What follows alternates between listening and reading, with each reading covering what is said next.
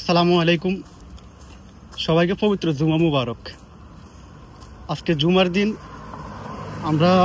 আমি এবং আমার শাওন ভাই হাই দেন। আমরা দুই ভাই মিলে আজকে জুমা নামাজ আদায় করতে যাচ্ছি। আমাদের বাসা থেকে মসজিদের দূরত্ব অনেক বেশি, তো আজকে কিন্তু প্রচন্ড পরিমাণে গরম, তাই না ভাই? ইয়েস, হ্যাঁ, প্রচন্ড পরিমাণে গরম, যার কারণে আমরা একটা পার্কের ভিতর দিয়ে যাচ্ছি। পার্কটি একটু ঘুরে দেখান ভাই।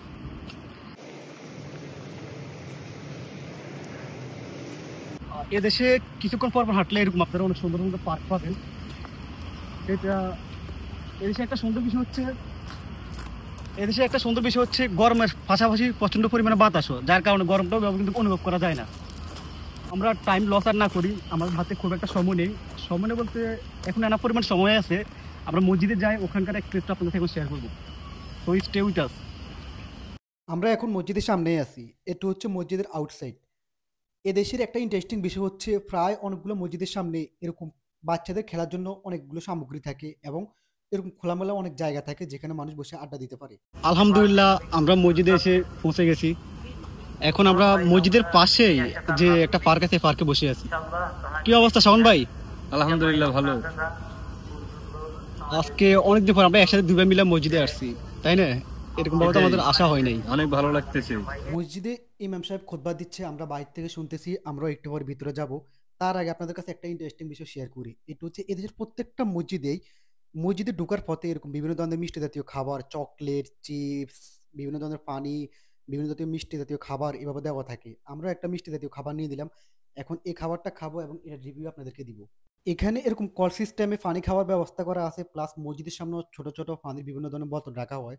যেহেতু অনেক মুসল্লি আজকে আসছে, যার কারণে ওখানে পানি শেষ হয়ে যায়, এখান থেকে পানি সবাই সংগ্রহ করতেছে। যে হালুয়াটা মসজিদ থেকে নিয়ে আসছি, এটি খেয়ে এখন এটার ফিডব্যাকটা আপনাদেরকে দিব। খাবারটা আসলে কেমন ছিল সেটা আপনাদেরকে জানাচ্ছি এখন। একটা করে হালুয়া নিয়ে নিলাম, হালুয়াটা খাওয়া এবং এটার ফিডব্যাক দিব আপনাদেরকে। টিউশন ওদের কাছ ছিল কিন্তু।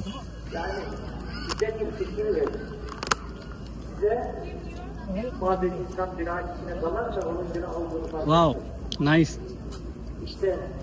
খুবই মিষ্টি এবং অনেক মজাদারও। শাওন ভাই, আপনি খান না? খাই, আপনার একটা অভিমত দেন, কেমন লাগছে?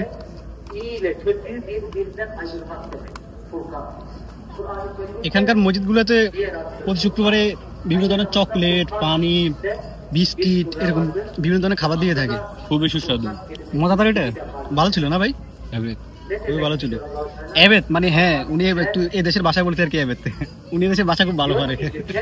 এটা হচ্ছে মসজিদের একটি ক্যান্টিন। এখানে চা, কফি, পানি, বিভিন্ন ধরনের রুটি, অনেক শুকনো খাবার পাওয়া যায়।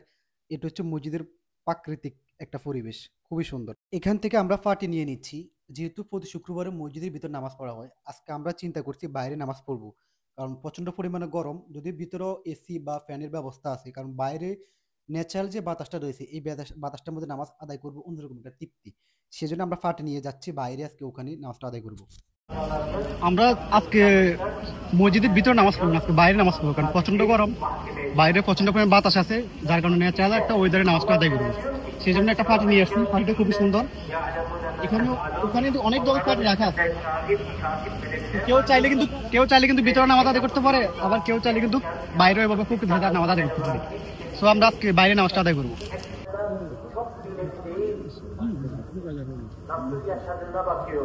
এরকম একটা ন্যাচারাল এনভায়রনমেন্টে এত সুন্দর গাছের ছায়া, ন্যাচারাল আবহাওয়া, ন্যাচারাল বাতাস, এরকম একটা পরিবেশে নামাজ আদায় করার তৃপ্তিটা অন্যরকম।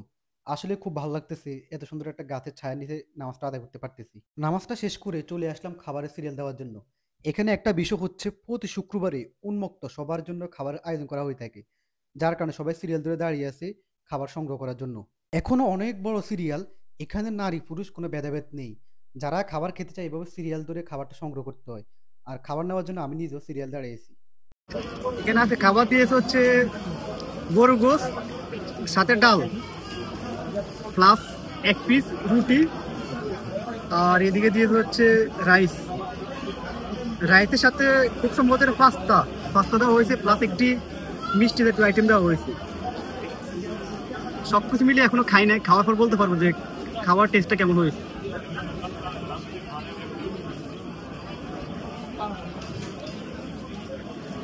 হয়তো বা ভালো, আমার টেস্টের সাথে যাচ্ছে না আর কি খাবার টেস্টটা।